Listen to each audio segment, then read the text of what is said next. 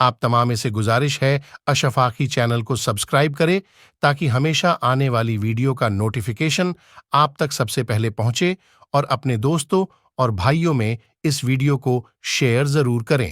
آپ اٹھا دو پردہ، دکھا دو چہرہ کہ نور باری حجاب میں ہے، زمانہ تاریک ہو رہا ہے کہ مہر کب سے نقاب میں ہے، نہیں وہ میٹھی نگاہ والا، خدا کی رحمت ہے جلوہ فرما، غضب سے ان کے خدا بچائے، جلال باری عتاب میں ہے۔ کریم ایسا ملا کہ جس کے کھلے ہیں ہاتھ اور بھرے خزانے، بتاؤ اے مفلسوں کہ پھر کیوں تمہارا دل اضطراب میں ہے۔ وہ گل ہے لمحۂ نازک ان کے، ہزار جھڑتے ہیں پھول جن سے، گلاب گلشن میں دیکھے بلبل، یہ دیکھ گلشن گلاب میں ہے۔ کھڑے ہیں منکر نکیر سر پر، نہ کوئی حامی نہ کوئی یاور، بتا دو آ کر میرے پیمبر کہ سخت مشکل جواب میں ہے۔ خدائے قہار ہے غضب پر، کھلے ہیں بدکاریوں کے دفتر، بچا لو آ کر شفیع محشر، تمہارا بندہ عذاب میں ہے۔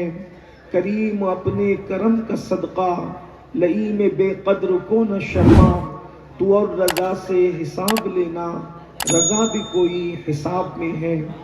آج کی یہ محفل دارالعلوم اہل سنت فیضان اشرف کے سالانہ دستار بندی کے موقع پر انعقاد پذیر ہے، اور آپ نے مجھ سے پیش کر شیخ الجامعہ سے ادارے کی کارکردگی کو سماعت کر لیا ہے۔ اللہ تبارک و تعالیٰ کی بارگاہ میں دعا ہے کہ اللہ پاک اس ادارے کو اور جتنے اہل سنت و جماعت کے ادارے، تنظیمیں اور تحریکیں ہیں، سب کو دن 11ویں رات 12ویں ترقی عطا فرمائے، اور اللہ پاک سب کو حوادث روزگار سے محفوظ فرمائے، اور ہم سب سے وہ کام لے لیں جس سے اللہ اور اس کے حبیب صلی اللہ علیہ وآلہ وسلم راضی ہو جائیں۔ میرے پاس بڑا مختصر سا وقت ہے، مجھے 12 بجے اپنی گفتگو مکمل کرنی تھی، لیکن 11:50 ہو رہے ہیں۔ وقت میں جتنی گنجائش رہے گی، تھوڑی دیر آپ کی خدمت میں کچھ باتیں آیہ کریمہ کی جو تلاوت کی گئی ہے اس کے متعلق اللہ پاک مجھے حق کہنے اور آپ سب کو حق سن کر اس پر عمل کرنے اور اسے عام کرنے کی توفیق عطا فرمائے۔ اس وقت امت مسلمہ پوری دنیا کے اندر جن حالات سے دوچار ہیں وہ آپ کے اور ہماری نگاہوں کے سامنے ہیں۔ ہمارا مذہبی جذبہ اتنا سرد پڑ چکا ہے کہ ہمیں دیکھ کر کے اب ایسا لگتا ہے کہ اس قوم کا تعلق کبھی مذہب سے رہا تھا یا نہیں۔ حالات اتنے نازک ہیں کہ اگر دنیا کے مفاد کی خاطر انسان کو کہیں سفر کرنا پڑے تو انسان ہر سفر کرنے کے لیے تیار ہے۔ اگر دنیا کے نقصان سے بچنے کے لیے انسان کو کتنے ہی جتن کرنے پڑے تو انسان جتن کرنے کے لیے تیار ہے۔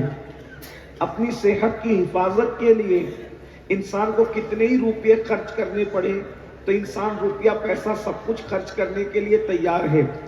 لیکن جب مذہب پر عمل کرنے کی بات آتی ہے تو انسان ہزار بہانے ایسے تلاش کر لیتا ہے کہ معاذ اللہ ایسا لگتا ہے کہ جیسے مذہب سے کوئی دلچسپی باقی ہی نہیں رہ گئی۔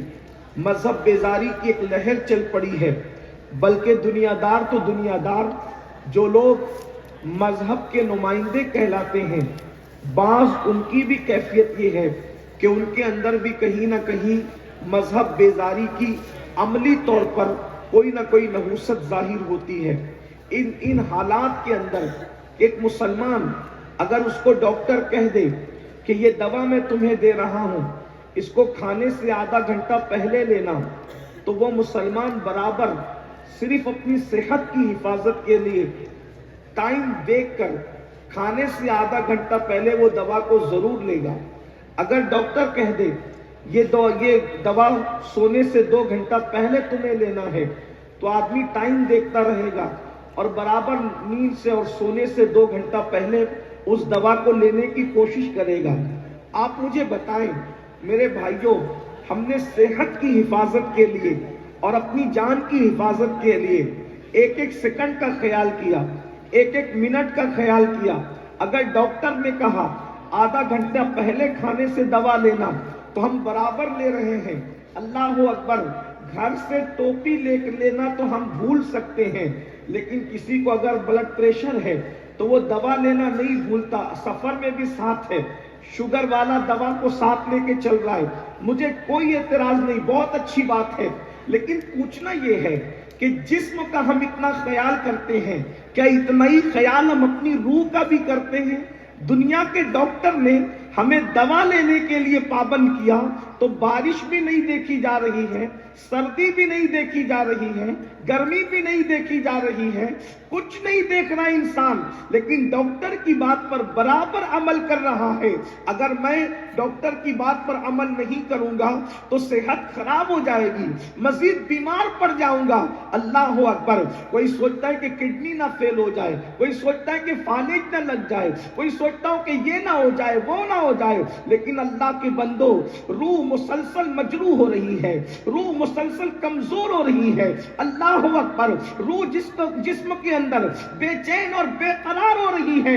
اللہ رب العزت نے بھی تو کچھ کرنے کا حکم دیا، احکامات کا پابند بنایا۔ ڈاکٹر کے حکم کو ماننے والوں، اس کے مشورے پر عمل کرنے والوں، اس کی دی ہوئی دوا کا استعمال کرنے والوں، کیا اپنے رب کے احکامات کے حوالے سے بھی ہم اتنے ہی حساس ہیں؟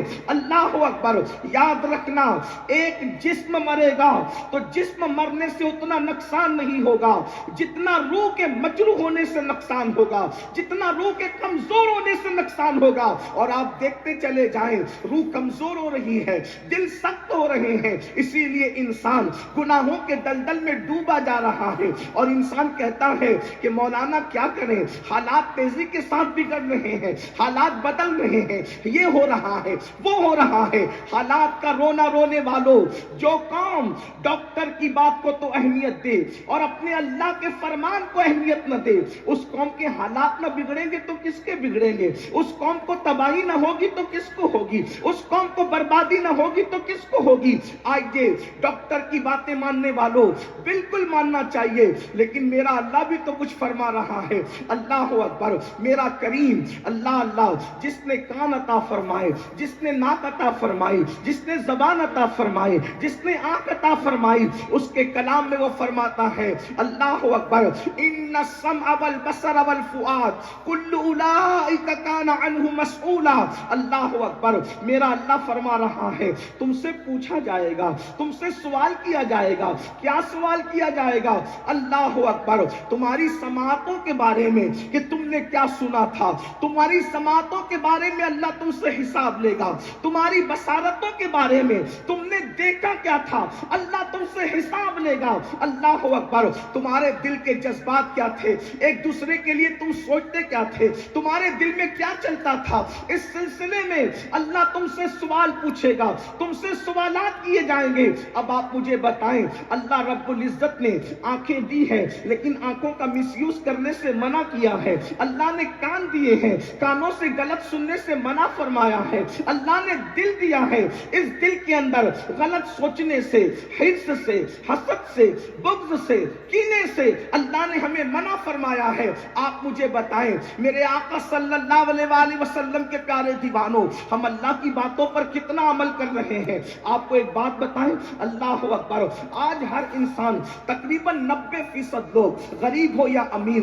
اللہ اکبر، ان پڑھ ہو یا پڑھے لکھے، سب لوگوں کا ایک مسئلہ ہے، مولانا سکون نہیں ہے، مولانا چین نہیں ہے، مولانا قرار نہیں ہے۔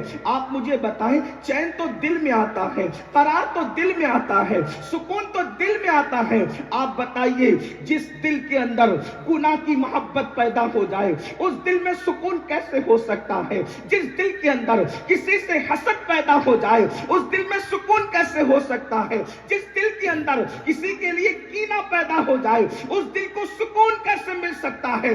سن لو، نیند کی 2 گولیاں کھا کر بھی بستروں پر بے قراری کے ساتھ، بے چینی کے ساتھ کروٹیں بدلنے والوں، جب تک دلوں میں حسد کا کتا بیٹھا ہوگا اس وقت تک تمہیں سکون نہیں مل سکتا. جب تک کہ دلوں کے اندر نفرتوں کا خنزیر بیٹھا ہوگا اس وقت تک قرار کی نیند نہیں آ سکتی. یاد رکھنا, دولت کے بلبوتے پر انسان نرم گدے تو خرید سکتا ہے مگر دولت کے بلبوتے پر انسان سکون کی نیند نہیں خرید سکتا.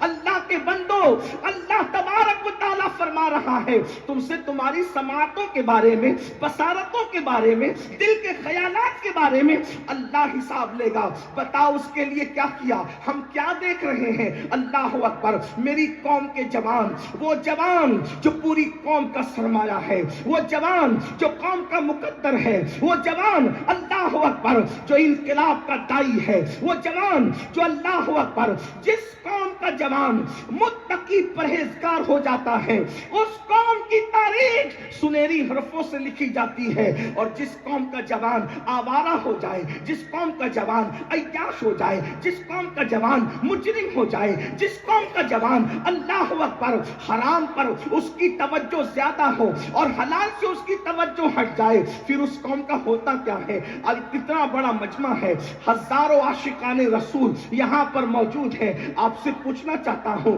اللہ فرما رہا ہے تمہارے کان اور تمہاری آنکھوں کے بارے میں حساب لیں گے, تم سے سوال کریں گے. ذرا ہر آدمی اپنے آپ میں ڈوب کر تو سوچے, آنکھوں سے دیکھتے کیا ہے, نگاہوں کا حال کیا ہے, نگاہوں کی کیفیت کیا ہے. آج ہم نے اپنی آنکھوں کو آوارہ بنا دیا. اللہ اکبر. لوگ کہتے ہیں نماز میں لذت نہیں آتی, نماز میں لذت کیوں نہیں آتی. اللہ اکبر. سید الطائفہ حضرت جنید بغدادی رضی اللہ تعالیٰ عنہ سے کسی نے پوچھا تھا سرکار مجھے نماز میں لذت نہیں آتی. آپ نے ارشاد فرمایا شاید تو نے کسی زانی کے آنکھوں میں جھانک لیا ہے, شاید تو نے کسی زانی کی آنکھوں میں جھانک لیا ہے, اس لیے تجھے نماز میں لذت نہیں آتی. پوچھنا چاہتا ہوں مجھے بتاؤ جو زانی کی آنکھوں میں جھانک لیتا ہے اللہ اس سے لذت چھین لیتا ہے. جو خود آنکھوں کے زنا میں مبتلا ہو جائے اسے عبادت میں لذت کیسے مل سکتی ہے, اسے عبادت میں لذت کیسے آ سکتی ہے. اسی لیے تو ہمیں ہر جگہ اللہ اکبر دل لگتا ہے, مسجد میں دل نہیں لگتا, عبادت میں دل نہیں لگتا. یاد رکھنا جو قوم کے جوان اپنی نگاہوں کی حفاظت کرتے ہیں, اپنی آنکھوں کی حفاظت کرتے ہیں, اللہ اکبر. اللہ کے رسول صادق و مصدوق صلی اللہ علیہ وآلہ وسلم فرماتے ہیں جو نگاہوں کی حفاظت کرتا ہے اللہ اس کو ایمان کی لذت عطا فرماتا ہے, اللہ اس کو عبادت کی لذت عطا فرماتا ہے. اللہ اکبر. سید الطائفہ حضرت سیدنا جنید بغدادی رضی اللہ تعالیٰ عنہ ارشاد فرماتے ہیں ہو سکے تو تم بکری کے تھنوں کو بھی دیکھنے سے پرہیز کیا کرو. یہ تقوی سے قریب ہے. آپ مجھے بتائیں جو صوفیہ ہمیں بکری کے تھنوں کو دیکھنے سے بھی بچنے کی بات کرتے ہیں, کہتے ہیں کہ یہ تقوی سے قریب ہے. سید الطائفہ حضرت جنید بغدادی فرماتے ہیں جس کو علامہ ابن الجوزی نے بیان فرمایا کیا اگر عورتوں کے کپڑے سوکھ رہے ہیں, دوپٹے اور ان کے کپڑے, تو ان کے سوکھتے ہوئے کپڑوں کو دیکھنے سے بھی بچا کرو, یہ تقوی سے قریب ہے. اس لیے کہ ان کے سوکھتے ہوئے کپڑوں کو, ان کے کپڑے جو پڑے ہوئے ہیں اس کو دیکھنے سے بھی دل کے اندر پاپ اور گناہ کا جذبہ جنم لے سکتا ہے. آپ مجھے بتائیں جس مذہب میں بکری کے تھنوں کو دیکھنے سے بچنا تقوی کے قریب ہے, جس مذہب میں عورتوں کے سوکھتے ہوئے کپڑوں کو دیکھنے سے رکنا یہ تقوی سے قریب ہے. ایک بات اور سن لیں, حضرت سیدنا عیسیٰ علیہ السلام نے فرمایا عورت اگر کسی جگہ پر بیٹھ جائے اور اس کے بیٹھنے سے اس کے جسم کی گرمی کی وجہ سے وہ جگہ گرم ہو جائے تو جب تک کہ وہ جگہ میں گرمی اس عورت کے جسم کی باقی رہے اس وقت تک مرد اس جگہ پہ نہ بیٹھا کرے. یہ تقوی سے قریب ہے، اس لیے کہ اس کی گرم جگہ پر بیٹھنے سے بھی دل کے اندر زنا اور گناہ کا جذبہ پیدا ہو سکتا ہے. آپ مجھے بتائیں، جو مذہب تقوی کی بنیاد پر بکری کے تھنوں سے احتیاط کا حکم دے، جو مذہب تقوی کی بنیاد پر عورتوں کے سکھتے ہوئے کپڑوں کو دیکھنے سے پرہیز کا حکم دے، جو مذہب عورتوں کی بیٹھی ہوئی جگہ جب اس کے بیٹھنے سے گرم ہو جائے اس کو اس جگہ پر بیٹھنے سے پرہیز کا حکم دے، اگر آج اس قوم کے جوان زنا کی فلمیں رات کے 3 بجے تک دیکھیں تو پھر اس قوم کا کیا ہوگا؟ اس قوم کو ترقی کیسے ملے گی؟ میں کسی اور کی بات نہیں کرتا، اپنے آپ میں ڈوب کر سوچو. مجھے نہیں پتا تم کیا کرتے ہو، لیکن اپنے آپ میں ڈوب کر کے سوچو. ذرا توجہ تو کرو، اللہ تمہاری آنکھوں کے بارے میں تم سے پوچھے گا کہ تم نے کیا دیکھا ہے اور کیا دیکھ رہے ہو. یاد رکھنا، مولوی صاحب کو دھوکہ دینا آسان ہے مگر مولا کو دھوکہ نہیں دے سکتے. اس لیے نگاہوں کی حفاظت کرو، اور یہ بھی یاد رکھنا جو اپنی نگاہوں کا غلط استعمال کرتا ہے، اللہ کے رسول صلی اللہ علیہ وآلہ وسلم فرماتے ہیں قیامت کے دن اس کی آنکھوں میں آگ کی سلاخیں ڈالی جائیں. آگ کی سلاخیں. آج اس معاملے میں ہمارا جوان بڑا کمزور ہے. آنکھوں کو ہم نے معاذ اللہ آوارہ کر دیا.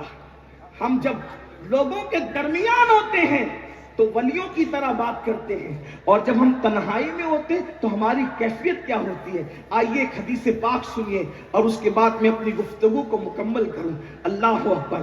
ایک دن اللہ کے رسول علیہ السلام نے جنت نعیم کا ذکر فرمایا. 8 جنتیں ہیں. جنتیں کتنی ہیں؟ 8. جنت الفردوس ہے، آپ نے سن رکھا ہے. اسی طرح جنت میں ایک جنت ہے جسے جنت نعیم کہتے ہیں. جنت نعیم.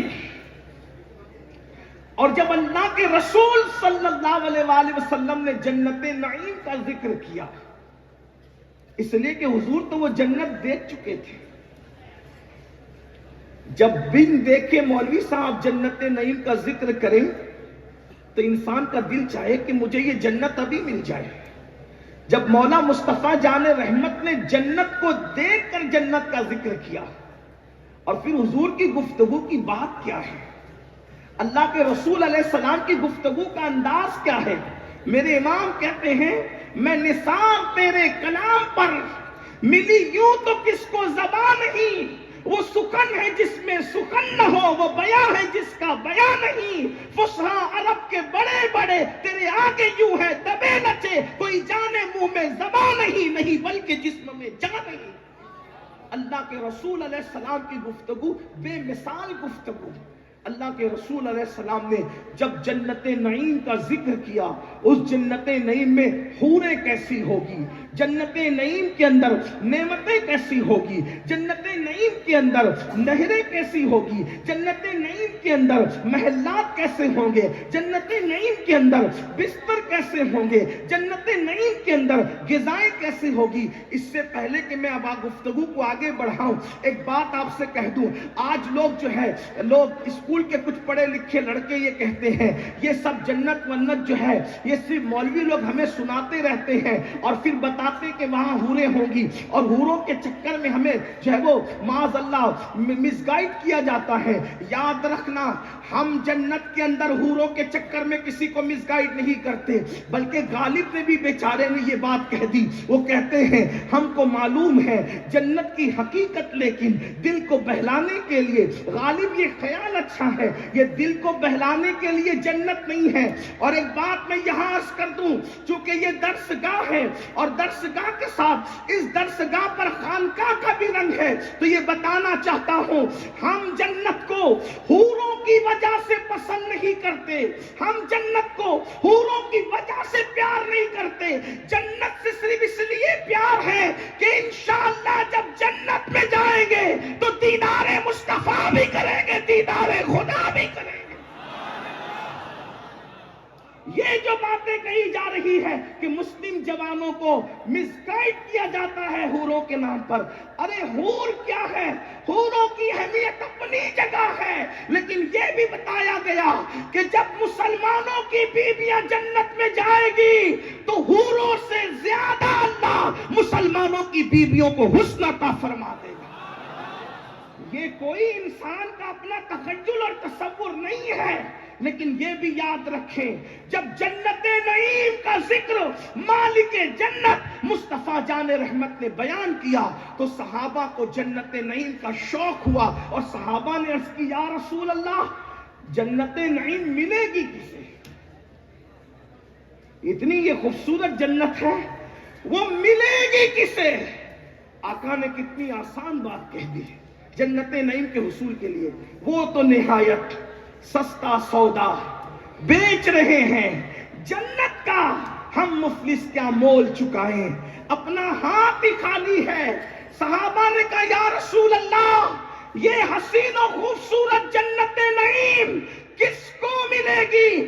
آقا نے ارشاد فرمایا کوئی خوبصورت عورت کسی مرد کے سامنے آ جائے اور مرد کی نظر اٹھ جائے، اور کوئی مرد اس تصور کے ساتھ کہ اللہ مجھے دیکھ رہا ہے اس عورت سے اپنی نظر کو پھیر لے گا، اللہ اس کو بے حساب جنت نعیم میں داخل فرما دے گا۔ جنت نعیم کا داخلہ صرف اس بنیاد پر ملے گا کہ ایسا کوئی حسن جو آپ کو دعوت نظارہ دے رہا ہو، ایسا کوئی حسن جو آپ کو گناہ کی طرف لے جا رہا ہو، ایسا کوئی حسن جو آپ کو جرائم کی طرف لے جا رہا ہو، ایسا کوئی حسن جو آپ کو زنا کی طرف لے جا رہا ہو، اور اس حسن کو دیکھنے سے آپ نظریں اس لیے جھکا لیں کہ اللہ مجھے دیکھ رہا ہے، اللہ پاک اسی وقت تمہیں جنت نعیم کا بے حساب مستحق قرار دے گا۔ اللہ تبارک و تعالی ہمیں آپ کو عمل کی توفیق عطا فرمائے۔ ذہن میں مضامین بہت آتے ہیں لیکن وقت کی قلت دامنگیر ہے، اسی پر میں اپنی گفتگو کو مکمل کرتا ہوں اس دعا کے ساتھ اللہ پاک سب سے پہلے مجھے اور آپ سب کو عمل کی توفیق عطا فرمائے۔ گفتگو کے درمیان اگر کوئی غلطی ہو گئی ہو اللہ تبارک و تعالی معاف فرمائے۔ استغفر اللہ ربی من کل